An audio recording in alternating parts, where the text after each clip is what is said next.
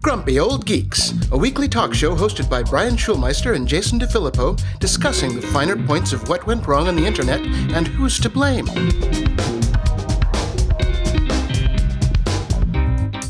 Welcome to Grumpy Old Geeks. I'm Jason DeFilippo. And I'm Brian Schulmeister.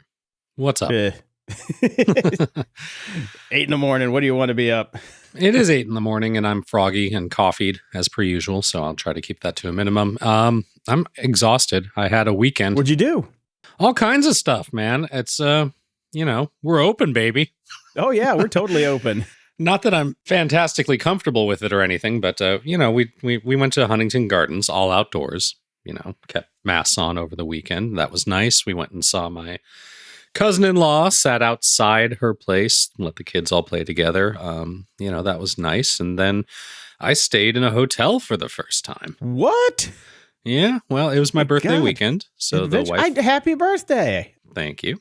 I did not hear from you. That's your birthday present. You didn't hear from me. Yeah, so we went out to Ojai and stayed at the Ojai Valley Inn Resort. So because they had the convenient, they have like villas, so you can like drive up, and they had contactless check-in and all that. So we're never in an elevator or anything like that. So it was very nice and very comfortable. Dined outdoors for the first time in a year and 4 months or whatever. It was pretty crazy. It feels weird, doesn't it? Yeah. It feels really weird. The first step I think I did to, we're coming out of this life was I stopped wearing masks on my bike rides. But this was a whole new level. Like this weekend, I was around more people than I've seen in a year and whatever. And it's a little post-traumatic stress syndrome going on. There's no doubt about it. Yeah, we did 2 weeks ago to celebrate the vaccination. We went to the Polo Lounge at the Beverly Hills Hotel, and that was inside, outside, half hybrid. Right. And we were with people we know. Everybody was vaccinated, and that was kind of our big coming out party. And I knew everybody.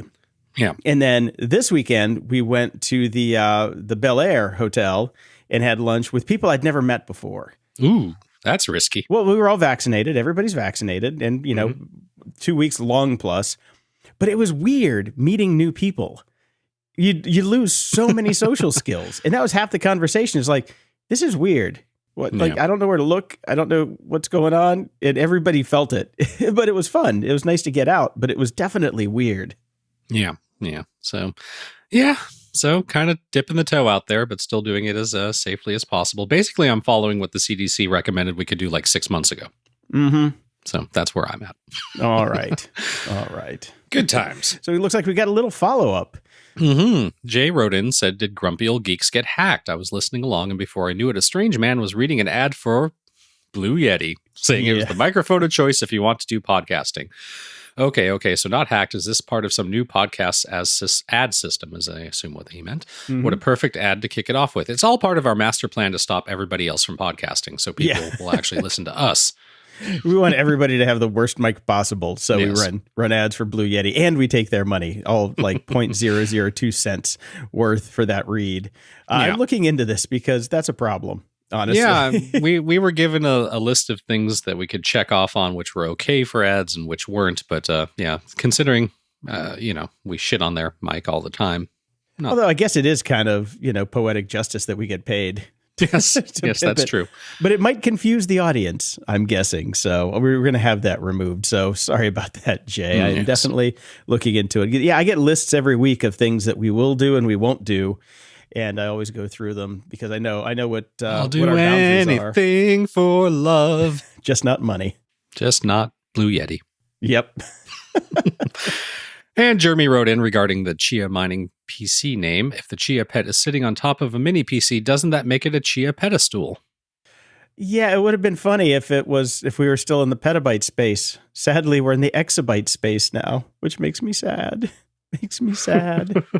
There's 6 exabytes of hard drive space on the Chia network now, and it's going up by like half an exabyte a day. Yeah. And Barrett wrote in with an article about that. Chia is leading to a hard drive shortage. So this is from there's no free lunch files. Yeah.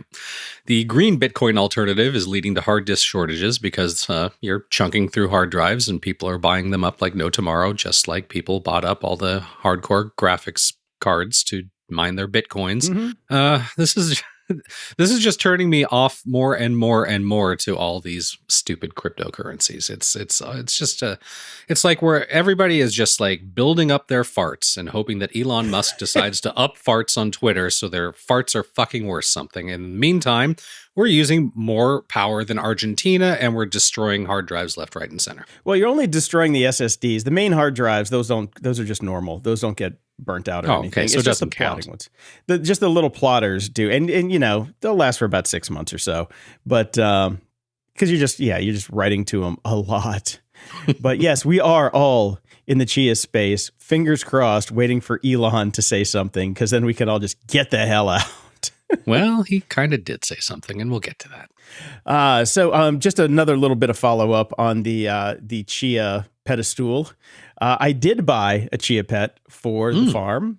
I got the Amazon exclusive Star Wars The Child Chia Pet floating edition with stand, aka Baby Yoda, with seed packet, decorative pottery planter, easy to do and fun to grow. So I will point out, if it's the floating edition, why does it have a stand? In the news,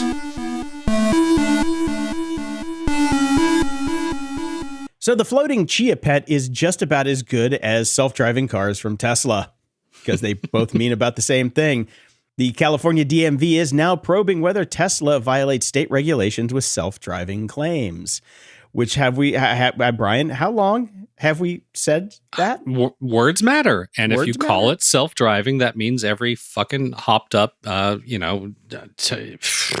Bitcoin fucking billionaire bro that bought themselves a Tesla and has got some hot chick in the car is going to hit the check this out, baby. Let's go make out. It's got autopilot. Yeah, I think we should call these people who do this with Teslas electro bros. The electro bros. So yeah, they're saying that, you know, you pay $10,000, you get the quote unquote full self-driving package, which it is not. It is not fully self-driving. It changes lanes, stops at stop signs, traffic lights, hopefully. Orange cones. Orange cones. We'll get to that one later. Red t-shirts. The DMV is investigating, and if they find the Tesla is misleading customers, potential penalties include suspension or revocation of DMV autonomous vehicle deployment permits, and manufacturer and dealer licenses. Uh-oh. Right. I wish I'd have sold my stock. This is not good. It is what it is. They've still got such a lead on this stuff. I thought Musk even actually addressed this, or at least Tesla addressed this. It's time to change the language on this, people. It just is. It's false advertising at this point. And in case anybody thought I was being sexist by saying the whole, like, it's the bit bro with the chick in the car, I will point out in this article, social media are rife with videos showing drivers, mostly young men, overcoming Tesla's easily defeated driver, because it's young men that do this stupid shit. Yeah, guys are dumb. We all know that. Come on. We all know that. So that's just common sense. That's not sexist.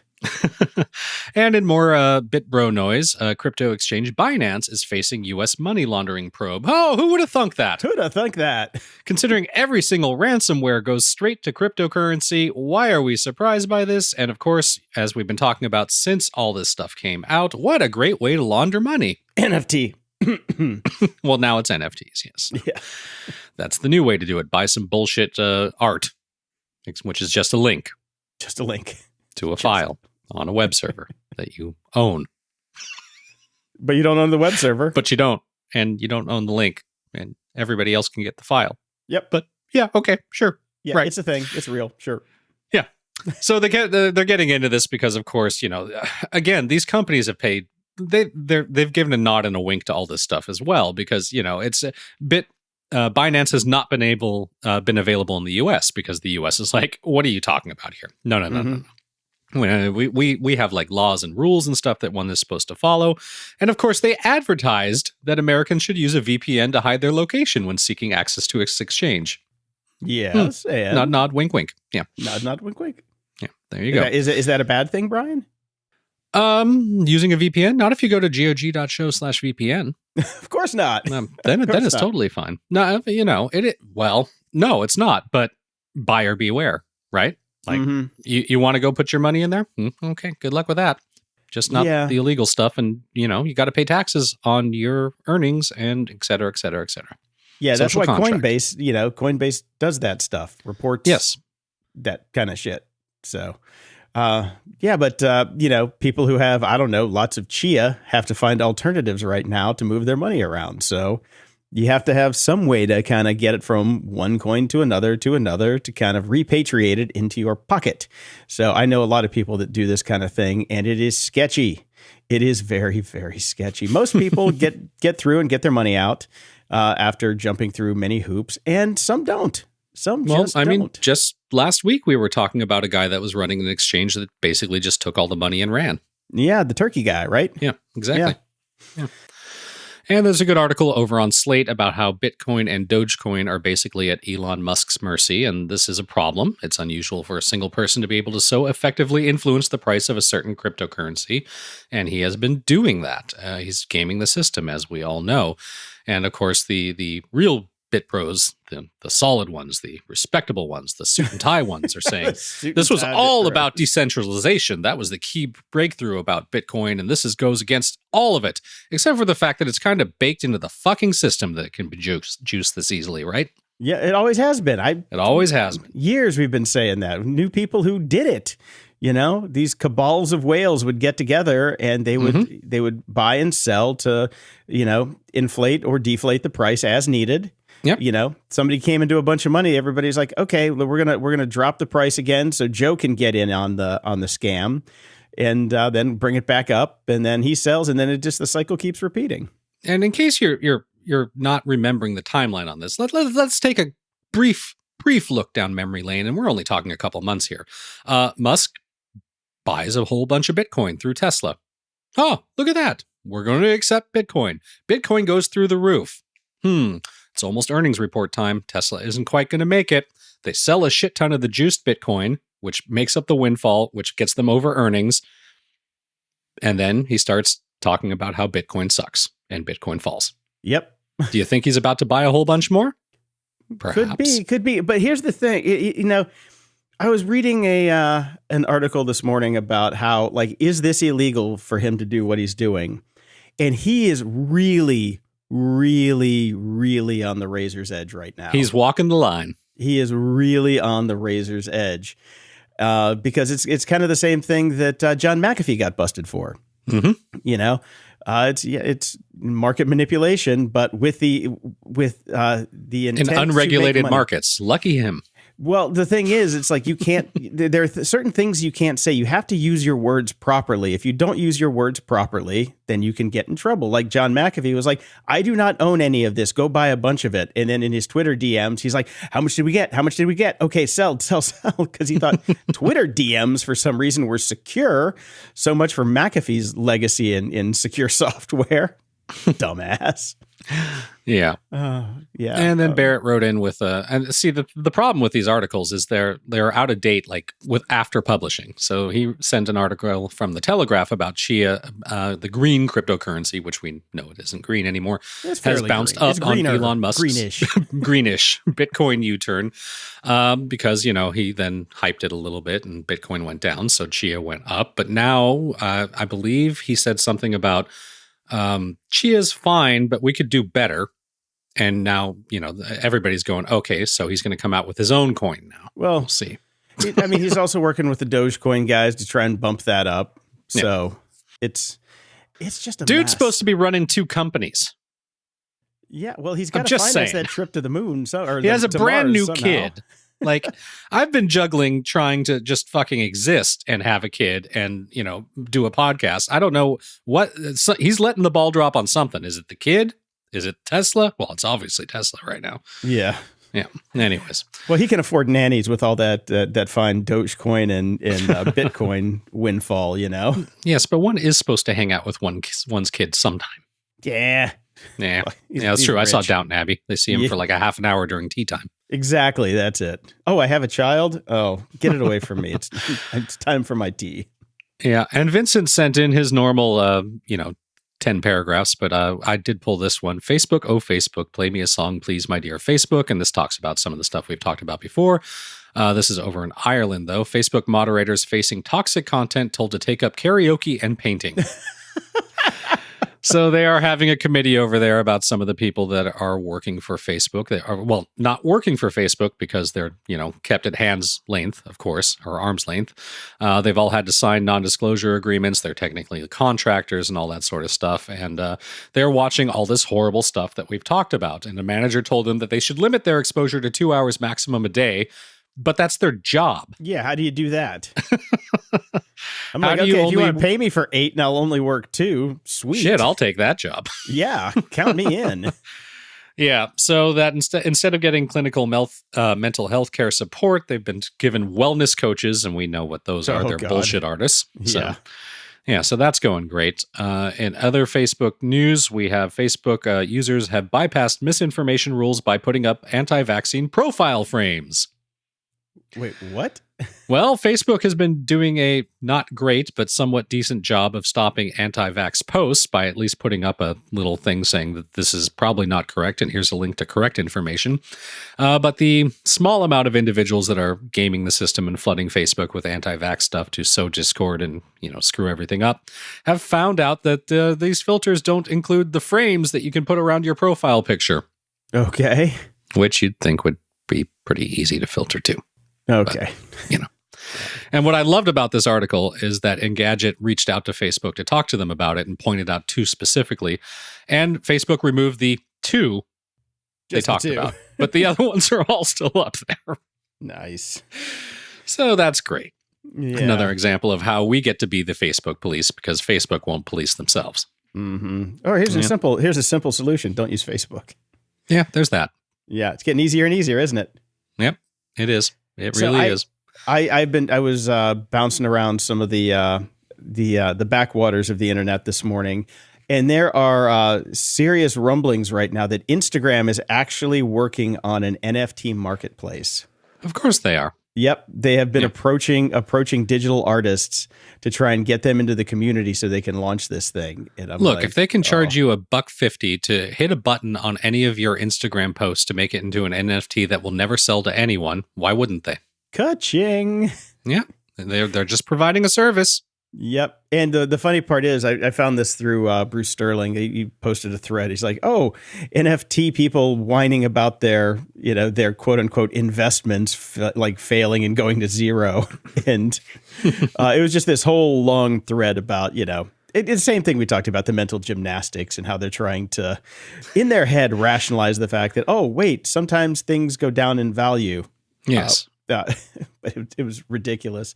Hey, look, if your $50,000 NFT purchase is tanked and only worth 50 cents now, at least on the plus side, you're not on the hook for the taxes anymore. That's true. That's true. Although, were they ever going to be? Well, they were supposed to have been. Supposed to be. But remember, a lot of people do not live in the United States. Yes. So, I mean, look at those NFTs came out of Singapore, I believe. Mm-hmm. That's where that virtual QuickTime VR walkthrough museum is. Did you ever look at that thing? Yeah, that thing's awesome. Oh, God. Like, we did a better job in, 1997 with Star Trek with actual QuickTime VR. No, it wasn't QTVR. It was Web VR. Yes, WebVR. I remember that. Something like that. One of the plugins that you could use in Netscape to actually do VR walkthroughs. Oh, this entire show could be we did a better job with. Yeah, no shit. Been there, Speaking done of that, done that better. Done that better. I talked about my experience using YouTube Kids a while back with my kid and how I ditched it and just went to straight up YouTube and monitored him because YouTube Kids was horrific. It's supposed to be a colorful stripped down version of YouTube full of animations, bright colors, and cartoon avatars with, vetted content. Unfortunately, of course, stuff sneaks through the crack. There's still an algorithm. In fact, the biggest problem I had with YouTube Kids is, again, it's autoplay constantly. So it just rolls from video to video to video. Mm-hmm. Your kid doesn't get to pick the next video. It's an algorithm. So you get to see what YouTube wants you to see. It's fucking horrible. And Congress is finally looking into it and saying, what the fuck, people? You are basically just hooking these kids on drugs and feeding them what you want them to see. And of course, bad stuff slips through the cracks too. So it's just like being forced, it's like Clockwork Orange. You're pinning your kids' eyes open and just forcing them to watch shit. Mm-hmm. And it's pretty bad. So they're looking into it now. And they did ask, why can't you just turn off autoplay? Autoplay you can turn off in regular YouTube. Seems simple enough. What you and I would have done. Yep.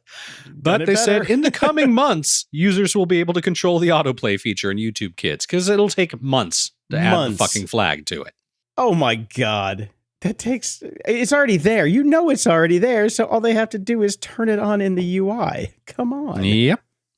The bullshit that these people are spewing and that people are actually believing is it's unbelievable. It really is. Absolutely unbelievable. Hey, man, I bet you can't wait for that Instagram Kids to come out. I think that's going to get quashed. I think so, too. I think, what was it, 45 attorneys general said, Attorneys no, don't General, do this. Yes. Because English is weird, kids.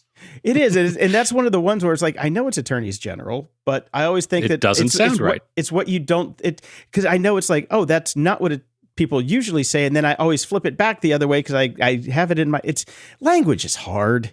Yes. Hard. And Charles writes in, fuck. In-car ads using vehicle forward-facing cameras to process billboards and serve them onto the vehicle's infotainment screen. Thanks, Ford.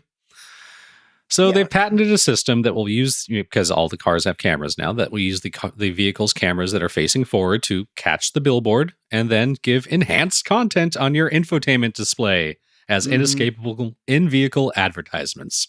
So you pass a billboard for Taco Bell and it'll pop up nearest Taco Bell is here. Get 29 cents off a Mexamelt. Do they still do Mexamelts? I don't know. I just know that Taco Bell got rid of the 7-layer burrito during the pandemic, and that for me was the worst casualty of the pandemic. I know I sound like Gwyneth Paltrow there. not the 500,000 people that have died. Yeah, not my several friends that have died from it. It's the 7-layer burrito. Here's the thing about this. Okay, it's a patent. People patent this crap all the time. You know what I would like to see a patent for? If we're going to be using all of these cars in camera systems, they're all going to be networked. Privacy is dead. Get over it. Blah, blah, blah, blah, blah. Why can't we use this for things like, I don't know, Amber Alerts?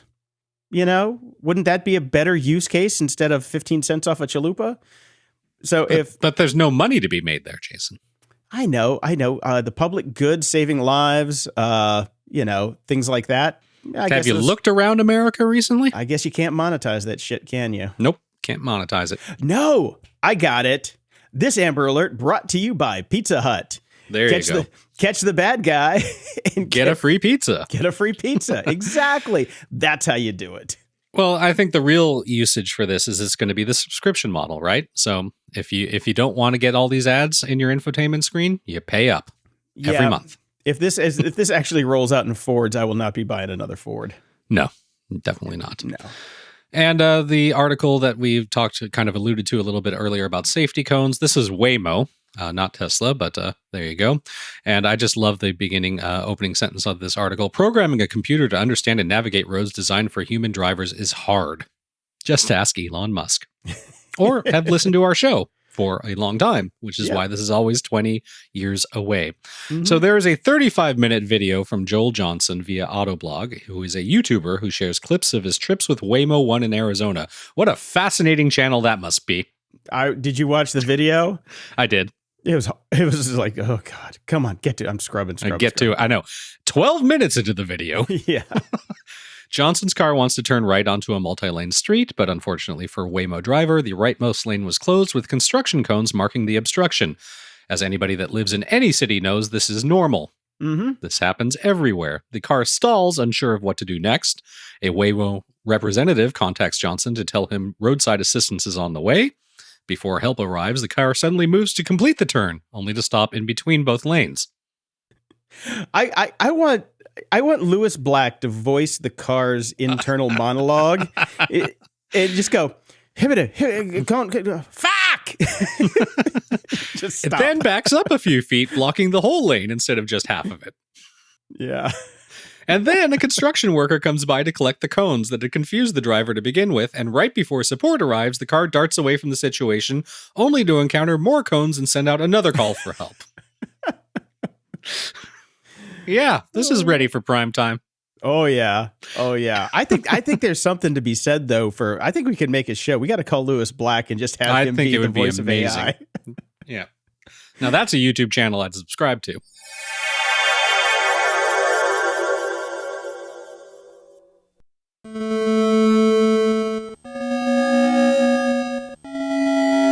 media candy. Well, if you turn the TV on today, all you can see is Warner Media and Discovery are merging. All right. Because I guess that means Discovery Plus wasn't doing that great in and of itself. Well, AT&T's not doing that great, and they got to write down like $140 billion in debt. So this deal is going to give them like another $45 billion to kind of throw to the coffers. Right. Where's $125 billion? I don't know. It's in the it's real money that AT&T owes. So, the good thing about this is there might be some consolidation on the channels. Something less to subscribe to, and that's what they're saying is going to be the case. If that's actually going to come to fruition, who the hell knows? Because these big mergers like this it just turn both companies into just a fustercluck for years. Yeah. I mean, all of a sudden, nobody knows how to do anything. Mm-hmm. And it just becomes endless conference calls. So, yeah.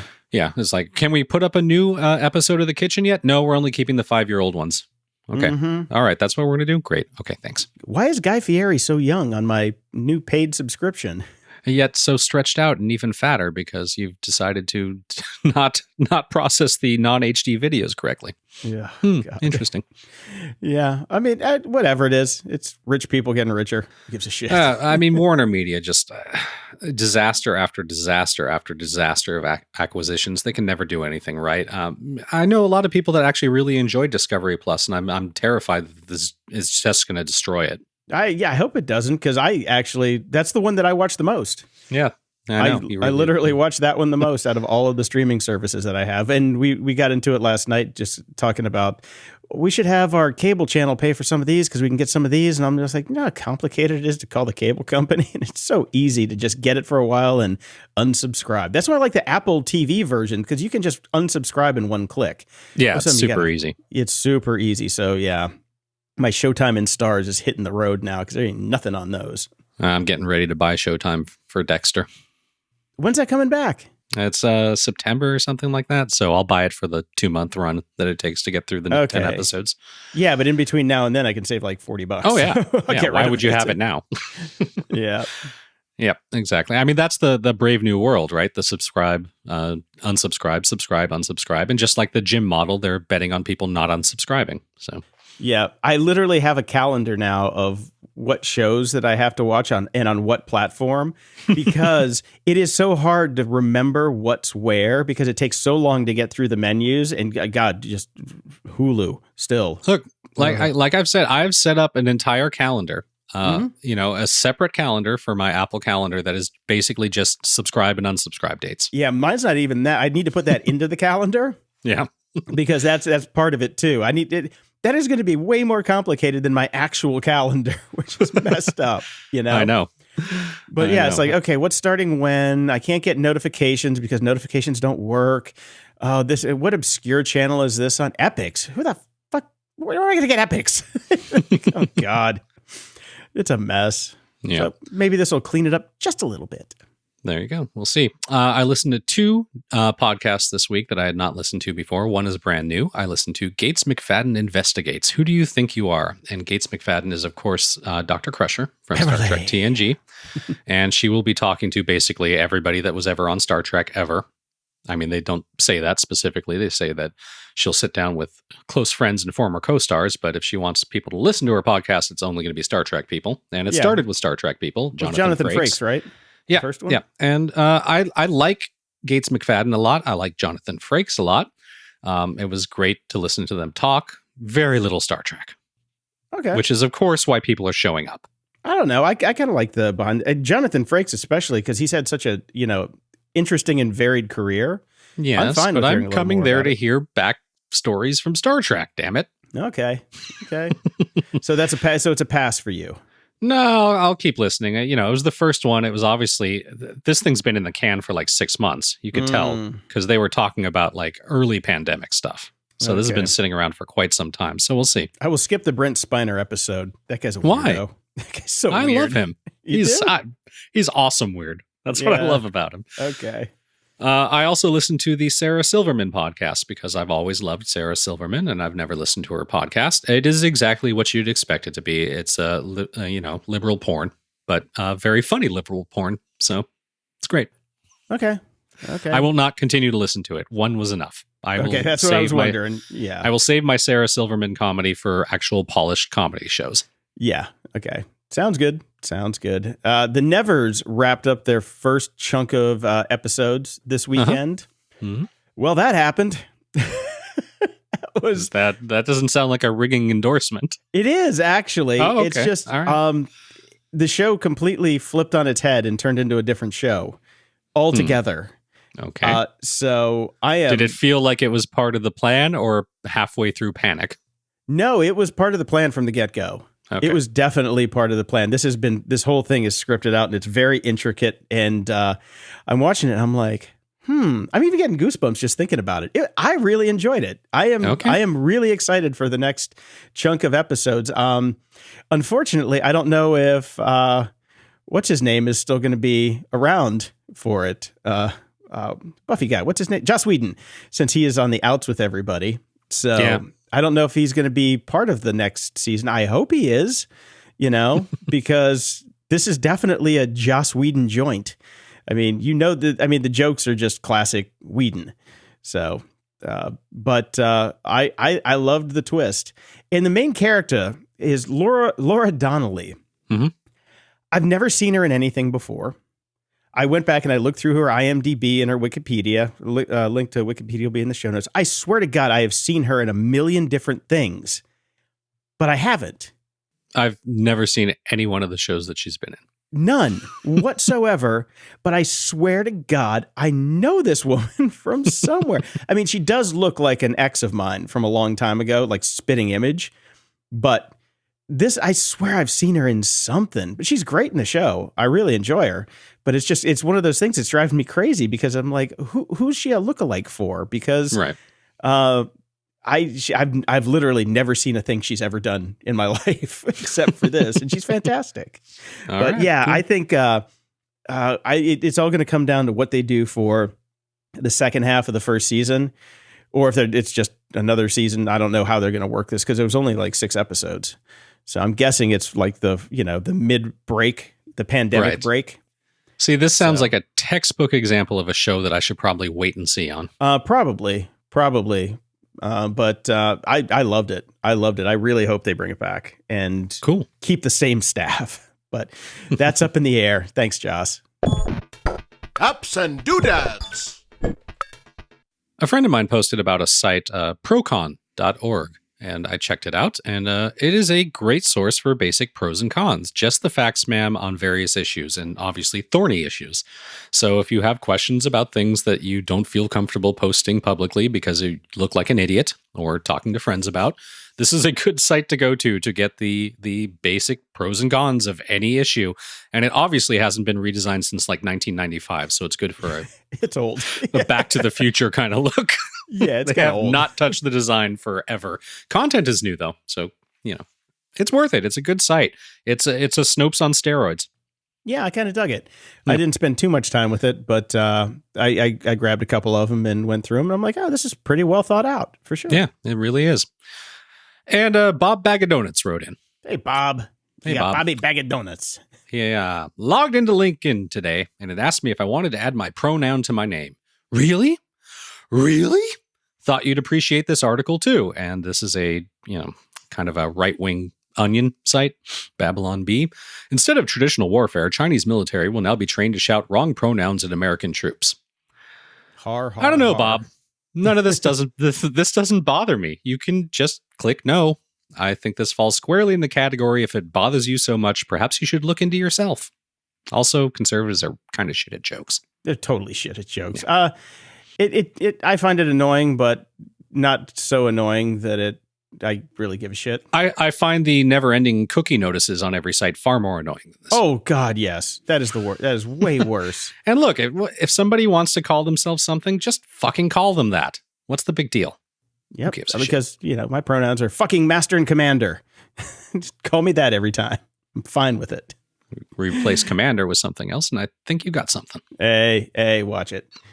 I picked up a couple AirTags. I knew you would. I wanted to try them out to see what the hubbub was about, and all this privacy concerns about what works with it, what doesn't work with it, blah, blah, blah.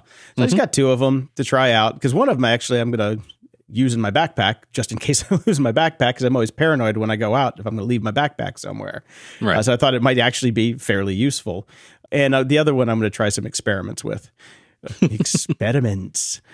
They're bigger than I thought. They're thicker than I thought for sure. And I didn't go for the Apple keychain. I got like some little silicone $7 doohickey from Amazon that works just fine. Right. Which I'll probably never use because I'm going to sew the thing into my backpack. So you can't find it. The only downside of that is when you steal somebody's backpack, a lot of times people just take the stuff out of the backpack and leave the backpack. Yeah. My backpack is in a trash can somewhere. Yep. Gets me closer to the target. Stay on target.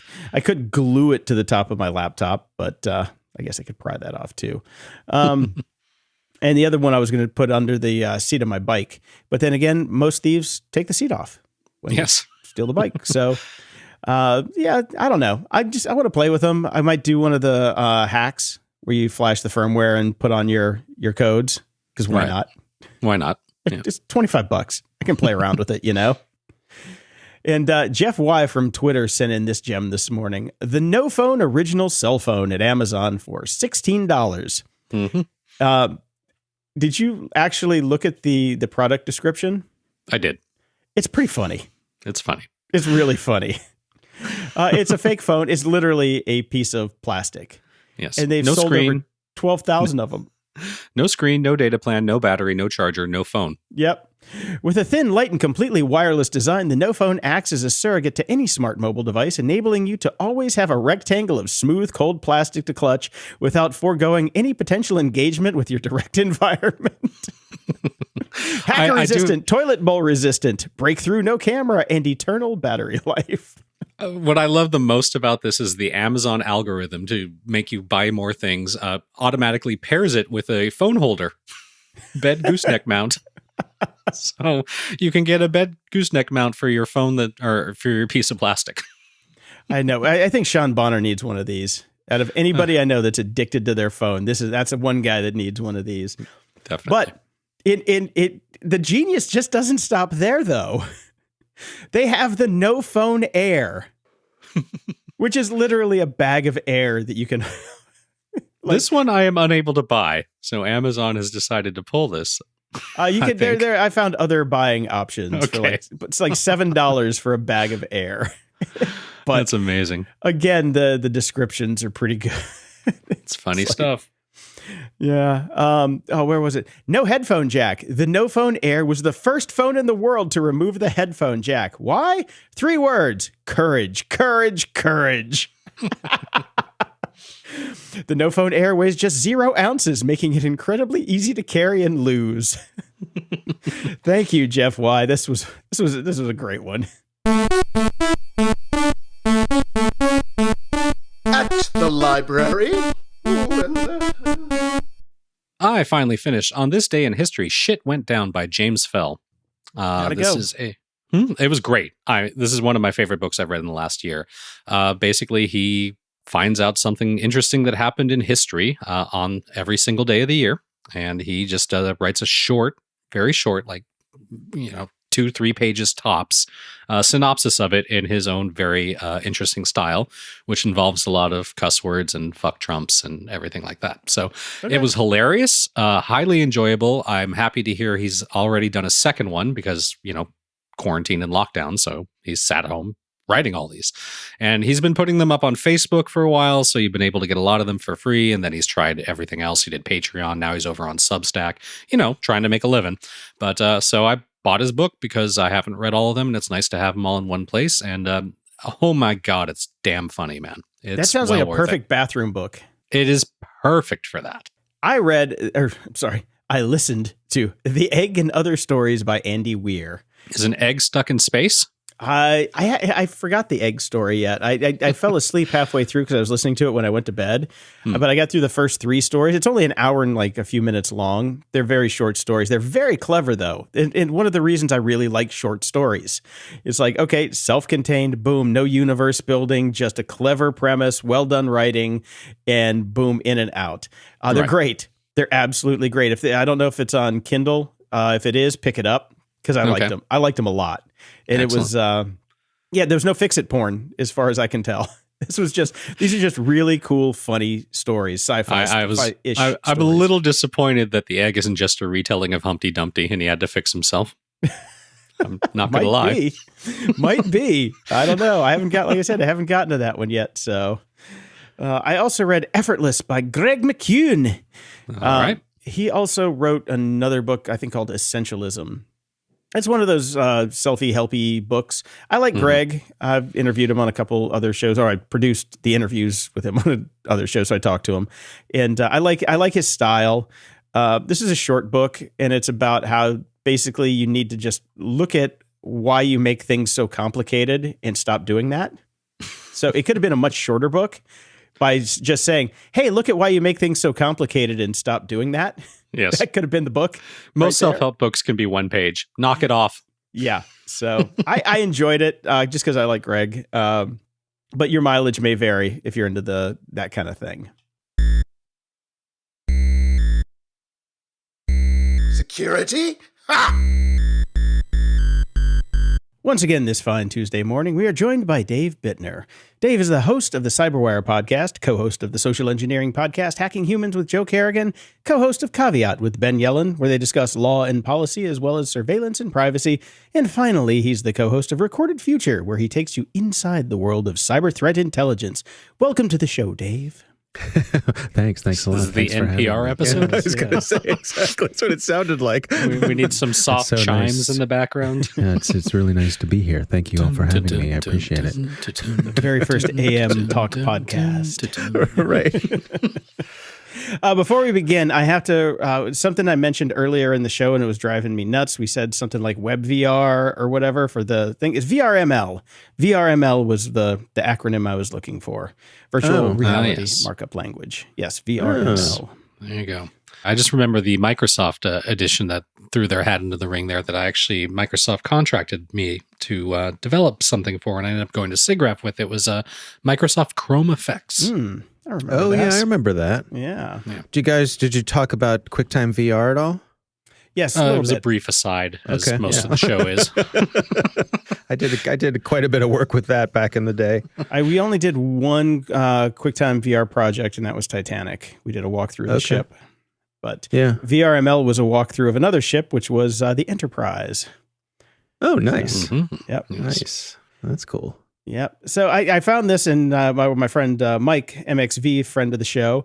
He finally could unveil what he had been working on for the past several months. And it turns out it was the Mandalorian pinball machine. And I thought you guys might get a kick out of that. Yep. Yeah. What was he doing on it? He's one of the designers and testers and stuff like that. He's been working at Stern for ages. So he makes pinball machines. That's cool. The video game industry burnt him out.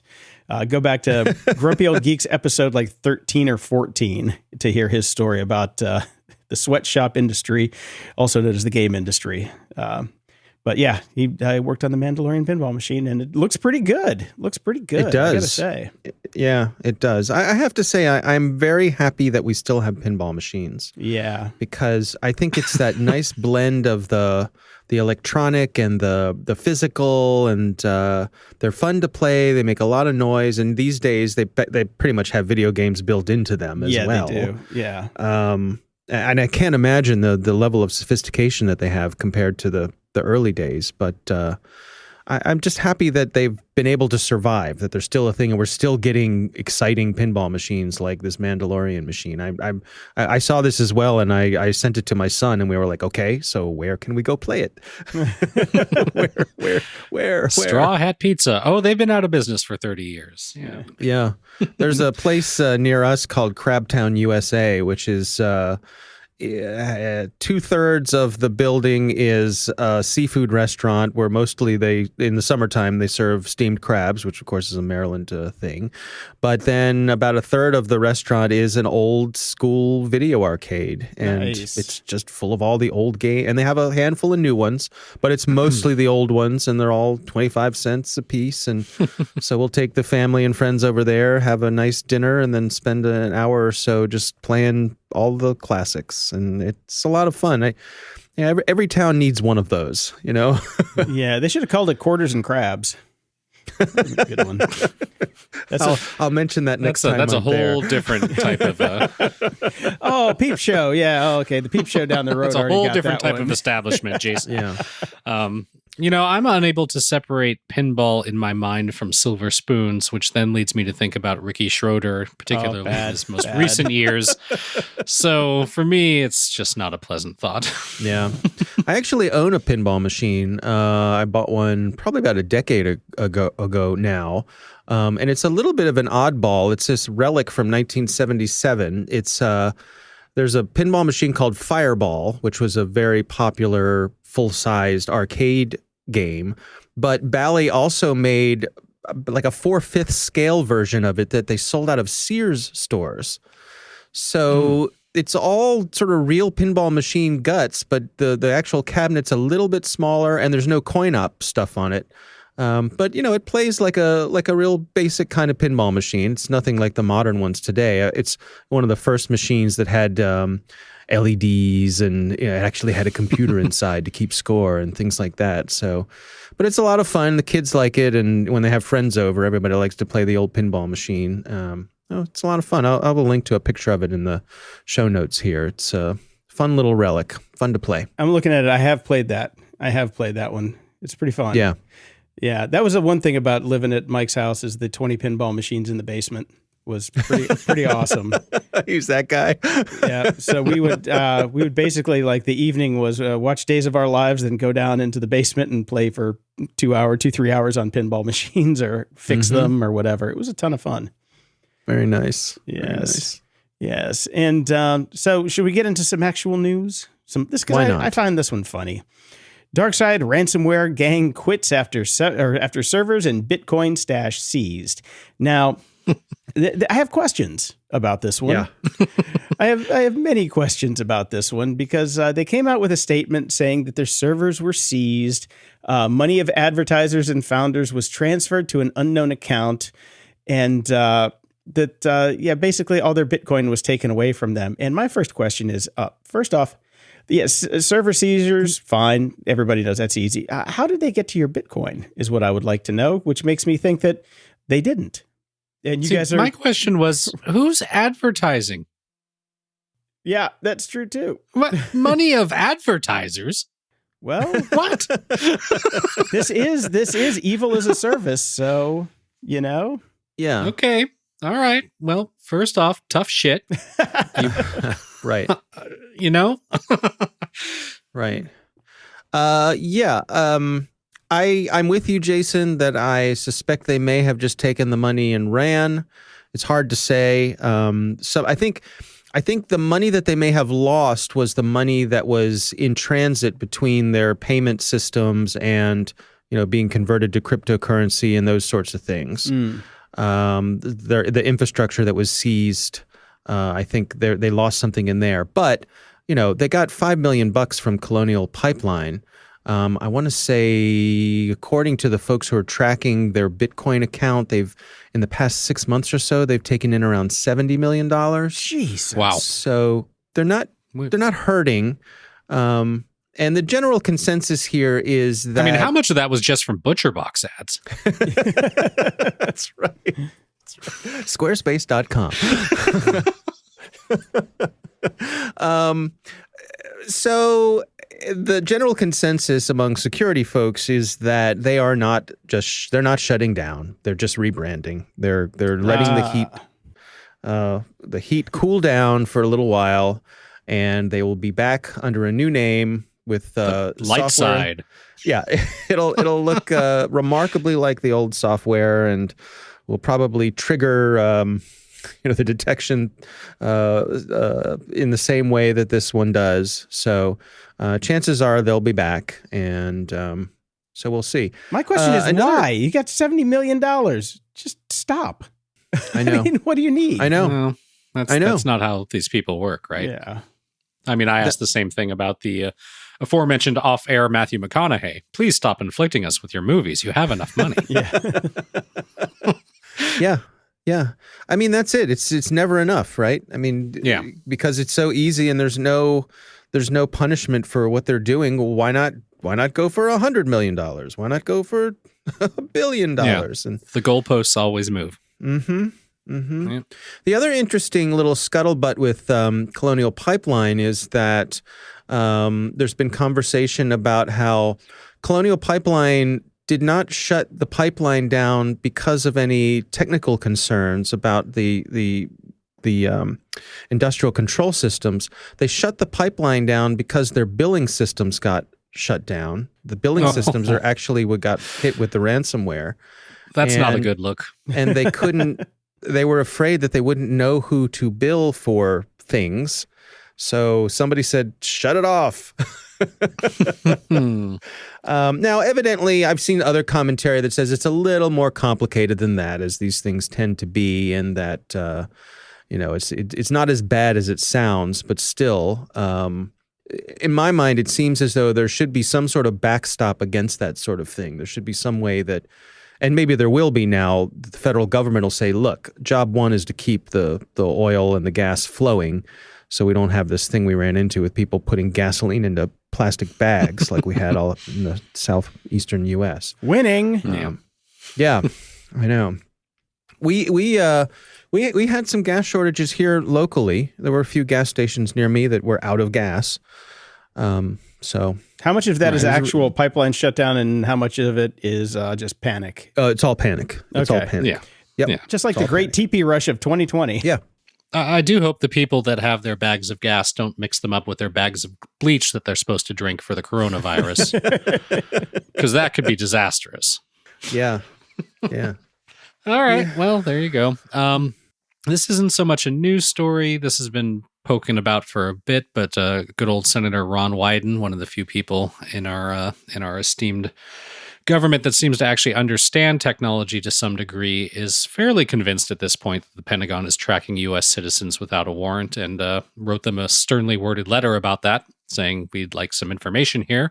And the DoD replied with a sternly redacted letter telling us not much. So, yeah. We'll see what happens. This is all about the, we know it's illegal for us to go out and get this information ourselves, but if other people happen to be selling it, we can buy it. Right. Yeah. Right. Right. So this comes down to, there's all sorts of information that the government cannot get without a warrant. Yes. But if you voluntarily give up that information in the course of your everyday business with all of the apps you use online, and someone aggregates all that information, and they are allowed to sell it, and they're allowed to sell it, the DoD is saying that they're allowed to buy it. If everybody else can, why can't we? Right. And right. It seems fair, but it seems like I don't know, Texas-sized loophole in policy. But yeah, I think so, and it's definitely an area of policy that is continuing to play out and evolve. It's. I get what they're saying here. I get what the DoD is saying here. And at its core, it is the fact that we are all giving up this information. Yeah, we are. And that is the main problem, right? That's the one part that we'd like to have fixed. Tech companies. Right. And everybody else known to man. But even if we are willingly giving it up, it seems to be leaking out everywhere anyways. Like I don't even know if we ever even mentioned the Peloton exposing private data thing, but their rival, Exercise Giant, Echelon has just heard about that today, or this last week, that they have the same issue. It's a leaky, they say leaky API. I say poorly fucking coded API. Yeah, exactly. And that is the real problem with all these companies. All this shit is poorly coded. I don't know what people are thinking at these companies anymore, but it's basically I'd imagine it's let's get it done as quickly as possible and as cheaply as possible, and nobody thinks to like test things out, or maybe the API shouldn't give out name, city, age, sex, phone number, weight, birth date, workout statistics, and history without some authorization. Well, Brian, but they do. Brian, like back in the day, us oldsters had fixed all this stuff and wrote all the code that wouldn't do all this stuff. But, once we turned 40, they wouldn't let us play in the sandbox anymore. So they had to start from scratch with fresh talent. This is I think this is a side effect of not letting people over 40 play in the game anymore. I think that things like this really this is like just a knock-on effect of making it really hard for people over 40 who have like 20 years of experience writing code, making it hard for them to get a job in the industry. I granted I'm looking at it through old colored lenses because that's why I quit. But little things like writing APIs, we did that in our sleep, and we had it nailed, man. We could write just an API with completely secure, no problems whatsoever, all day long. And we always came from a privacy first coding point. It was let's make sure that who should get this data. Well, let's make sure that this data is protected in some sort of way. And of course, I'm sure some people out there are saying, "Oh, so what? Your exercise bike is leaking your data." But it's collecting all the data and collecting all the databases and putting them all together. You're getting so much information from this: name, city, age, sex. Now combine it with Facebook account. Now combine it with a hacked Domino's account where there may be a credit card. Now, you know what I mean? It's crazy how much of our data is out there now and is being connected together. And that's the real problem. And these companies need to fucking step it up. But Brian, we're not supposed to say that because all we like is Google Chrome and Ring, and we want everybody to have all the data. I don't know if nobody's heard that. Nobody's heard that review yet because of the way this thing plays out. Oh, that's right. Stick around later for what I'm coming soon. About. There's an interesting review from somebody that did not listen to our show at all, but gave us a 1-star. We're temporarily challenged here on Grumpy Old Geeks. The Grumpy Old Geeks time machine. Yes, it is. Yeah. Yeah. I think this is that old thing about how temporary solutions become permanent solutions. Mm-hmm. Yeah. Mm-hmm. And let's get to market fast. Move fast and break things, and then they the never, good enough coding. Right, they never take care of their technical debt. Yep, it always comes due though. Right, and then it comes due, but by that time they have all these users, and so how are you going to update that? Oh, well, it's baked in the hardware. Well, we can't recall all the things, and well, hopefully nobody will notice. Guess what? They noticed. Well, and then even when they notice, no consequences. Yeah, that's true. No consequences. So why should a company give a shit? That's true. That would be a useful change. It would be. Somebody else who needs to do that change is Venmo. Now, we've talked about Venmo before, and why? Just fucking why? I mean, yeah. Let's be like a bank, but social. Why? Right. Let's let everybody know what I paid for and when, and let's let them use cute emojis. And let's make it the default that everyone sees everything I did. Yeah, that makes total sense. Well, Venmo is now owned by PayPal, which was founded by Peter Thiel, who has a history of liking lots of data from people. So who knows? There's a line there, but I'm sure Peter was out of it, but still, it's like the ghost of Peter Thiel lives on at Venmo. So what I'm talking about here is Joe Biden mentioned that he paid somebody on Venmo. And then, of course, BuzzFeed News, who is known for their crack reporting. Sadly, that's not a joke anymore. They are known for their crack reporting, believe it or not. Went and found Joe's public Venmo account and most of his family and friends. Which probably took like 20 minutes because if you know what you're looking for, all you got to do is search. That's all you got to do. Look, it does beg the question, why did Joe Biden ever even have Venmo to begin with? I certainly didn't until I finally had to get money from some millennial and they didn't have anything else. And I'm just like, that's how it happens to everybody. That's how it's why I've got it too. That's how they get you. I'm like, don't you have $20 on you? He's like, Cash. Can't you send it at least via PayPal? Come on. What about Apple Pay? I can use Apple Pay. Nope. They all like Venmo because they want to put a poop emoji next to the $20 they send you. And make sure everybody knows. No, we had a plumber one time. It's like, hey, you can just Venmo it to me. I'm like, no, let me go in the other room and give you pieces of paper, and then you can leave. I'm gonna Venmo you, Jesus. So I thought that was pretty funny. Oh, yeah. Joe, Yeah, Grandpa Joe. This one is not funny though. This was over at Wired, and I saw it, and I'm just like, oh my God. Ransomware's dangerous new trick is double encrypting your data. So, a couple different things here. Double pleasures waiting for you. So, some hacker groups are double encrypting your data. So they'll sell you a key, and then you unencrypt it, and boom, it's still encrypted. But sometimes ransomware they'll both meet at the door at the same time. One will encrypt it, and then you get another ransomware on top of it. So you got to pay them both. Blah blah blah blah blah. And all I have to say is, fuck these guys in the fucking face. I'm sick of it. I'm sick of ransomware. I think this should be our new Osama bin Laden as we go after anybody that builds ransomware. Seriously. I do hope these companies have a good ad campaign going with Double Mint Gum. Yeah, seriously. Yeah. I really do, since apparently that's a thing now. If you're a ransomware company, you get advertisers. So that's awesome. Yeah. Yeah. Well, and the push is to if we were to apply regulations to the cryptocurrencies, that would get us, much of the way there, because that's what's enabling all this. That's what they're all using. Yes. Yeah. They'll have to move to Venmo.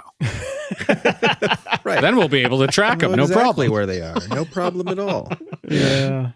It's funny. Like this past week, I've been fireproofing my data, meaning that if the house burns down, that I can basically just start over, get a fresh. The goal is to be able to walk into an Apple store, get a fresh laptop, and start over, so I don't lose client What data. Are you planning some insurance fraud or something? No, just after that. This sounds a little suspicious. It's fire season. I've got a fire that's been going like for 4 days down the street, and I just always remember it around fire season. It's just like I'm like, oh man. The only box that I really want is my Synology. So I can like, grab the Synology, my little baby doll, and bundle it up and run to the hills. But it also comes down to that losing the client data from my last kerfuffle. It all ties back in together. So I've been trying to do this. And in doing that, I figured out that, I can make everything I have ransomware proof by just doing, I don't know what we've said all along, offsite backups and, just very, very smart offsite backups. So I've just been kind of diving into that in my copious free time.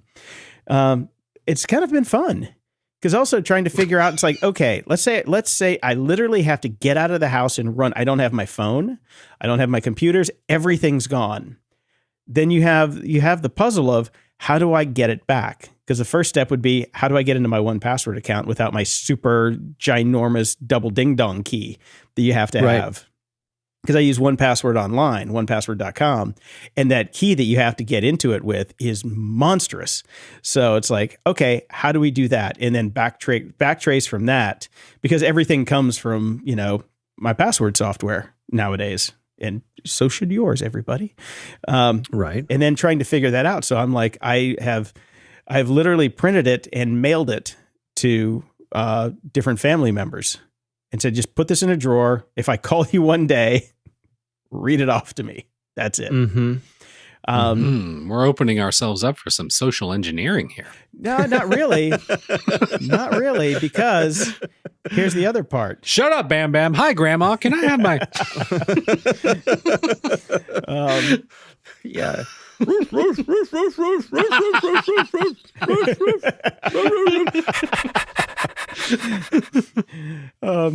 send the whole thing to one person. That's how you get around that. Change of plans. That thing I mailed you, burn it. No. You break the key into multiple parts. That's how you do it. Because I don't want to give my family member the keys to my 1Password. You have to send it to multiple people who preferably don't know each other. And then you piece the keys back together. I'm just saying there are ways to do it but it's a fun experiment. It's a fun experiment. And because I'm weird and I think that that's a fun experiment. Well, and hopefully you won't have to have it play out to its complete conclusion. Exactly. Exactly.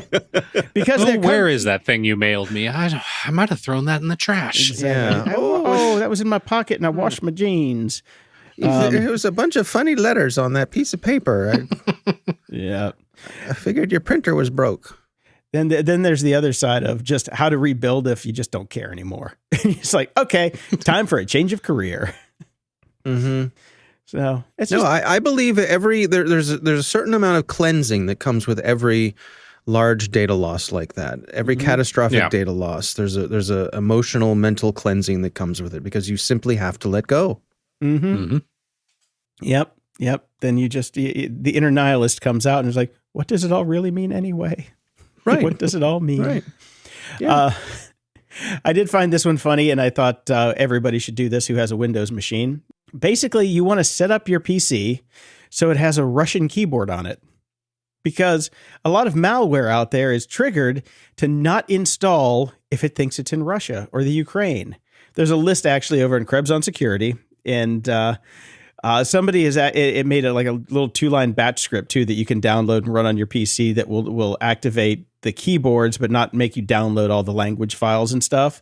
So when the malware lands on your machine, it'll check, and if it sees that you're from the motherland, it won't install. Yeah, it's not like perfect security, but it's just one of those silly little things that you can do that just might save your bacon one day. Yeah. I had an idea. Pretty clever. Yeah, I had an idea of just making little USB dongles that just look like Cyrillic keyboards. They weren't actually that, but would make the computer think that one was plugged in. So it actually thought it had hardware hooked up to it. I agree with you. I think this is one of those things that it might not help, but it can't hurt. Exactly. So exactly. Why not? It's like taking vitamin C. Why not? Just don't go overboard. Yeah, then you get the poops. It's bad. It's really bad. You don't want to go overboard with the vitamin C. Right. Or Russian keyboards. Yeah, the batch script it basically creates registry entries that are the ones that the malware is actually looking for. All right. So cool. I just thought that was fun. That just came out this week. And our last thing here is from Mike, who sent us this Washington Post article. This facial recognition website can turn anyone into a cop or a stalker. We've talked a lot about facial recognition, particularly the government or police department's use of it, which was terrifying enough, but good old capitalism has finally brought it to all of us. The facial recognition site PimEyes is one of the most capable face-searching tools on the planet. In less than a second, it can scan through more than 90 million images from across the internet and find matches with startling accuracy. And anybody can use this. This is open to the masses. So it's a little frightening. Without public oversight or government rules or regulations controlling facial recognition use, researchers expect that sites like PimEyes will multiply, capitalizing on the internet's vast bounty of photos and videos, and making it possible for strangers to keep tabs on people's personal lives. And what is stopping them? Literally nothing, says Stephanie Hare, a technology researcher in London. Yes. These guys are out of Poland, I believe. And Ben Yellen and I actually talked about this last week. And we tried it out. Each of us did. Put in one of our own pictures to see what it came up with. And it was both hilarious and terrifying. Found plenty of pictures of me, including pictures of me from when I was in my 20s. Wow. Right. Yeah. But as much fun as it finding those pictures. And by the way, one thing that people are saying about all of these facial recognition things is that what kind of creeps you out is when they find you in the background of photos you did not know you were in. Yeah, that's always creepy. You're at a wedding or someone else's vacation photos that you happen to be at the beach, on that day. Yeah. And you got into someone's photo and it finds you. It finds you because it doesn't care. It doesn't care where you are. There's in the no photo. Context. There's no context to these things. Yeah. Right. But the other fun thing about it was beyond all the pictures it found of me, it found dozens of pictures of guys who look a lot like me. And that the DoppelBittner. Yeah, that was fun too. Because, some of them you go, wow, yeah, that guy really looks like me. And other ones is like, oh, that doesn't look anything like me. But enough of them look just like you that you go, if I passed that person on the street, I would give them a second look and Whoa, you look just like me. So It literally it's fun. makes you take a long, hard look in the mirror. It does. Okay. So I'm looking at the pricing plans here. It's Yeah. $29.99 a month for the Open Plus plan. You get 25 searches a day, unlocking results, up to 3 alerts, and basic support for a month. Now, if you pay $80 a month, here's where it gets fun. Same stuff, more searches, blah, blah, blah. You also get blocking photos from being displayed in the search results. Also, drafting and sending up to 80 DMCA and GDPR takedown notices on your behalf. Now, that's a service. That's a service. That's actually worth paying for. Now, my question is, as soon as you stop subscribing, do those photos go Come back. If you Right. block them and you stop your subscription, I'm not about to pay $80 to find out. But it's interesting. But I mean, geez, the 80 DMCA and GDPR takedown notices alone, that's just $1 a notice. That's actually kind of, affordable. Well, there's the business model. Well, the nice thing about it, if you put it in, like there's that one photo that I have of, the Irish musician Liam Clancy that was stolen and passed around everywhere. If I wanted to put that in there, you could kind of use this like TinEye. TinEye was the other service that you basically put something in and it will find every instance of that photo on the internet. Mm-hmm. So this is kind of the same thing, but for people. So I wonder if it's from the same people. That'd be interesting to check out. But yeah, this is kind of cool. I'm going to play with it. It's terrifying. It's terrifying, but hey, it's open to the public, so we can actually play with this one, unlike some of the other ones that only law enforcement has access to. right. Yeah. GOG.show/donate, please. Jason needs a new plaything. Yeah. Once Jason's done printing out parts of his key and mailing them out, he doesn't have anything to do on Sunday night. So Right. Yeah, the biggest problem is then I'd forget which parts I sent to who, and then I'd have to do the mental gymnastics. And also, if my phone's gone, I'm not going to have anybody's phone number.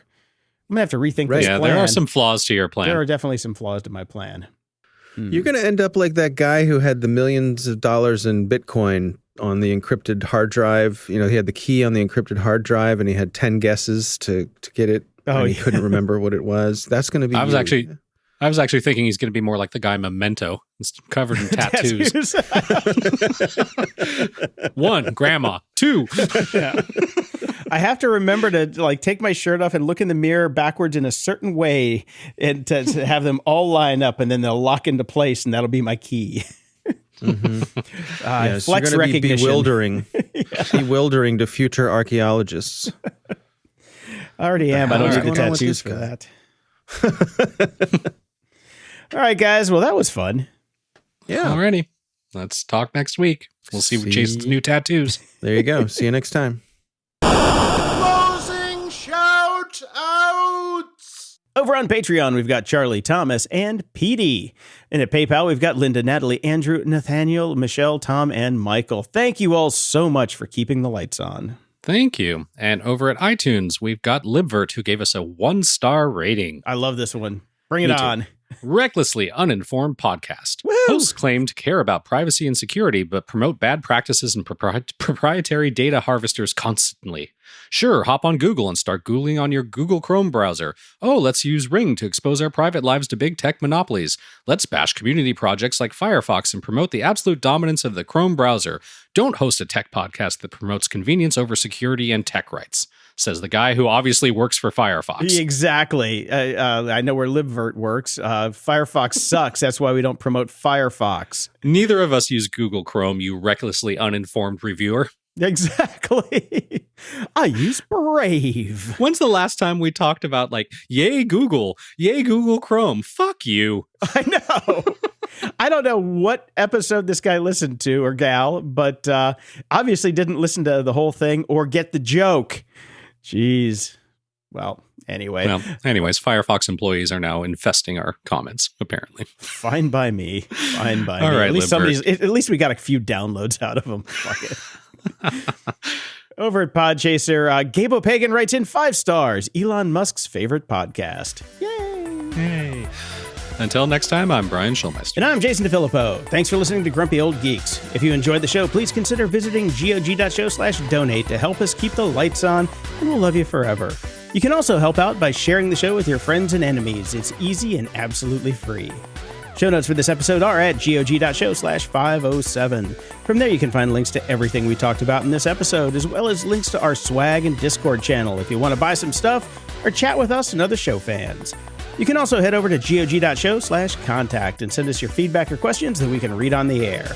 And if you're so inclined, please head over to gog.show/review and toss us a Starkey review, and preferably 5 stars. Stay grumpy!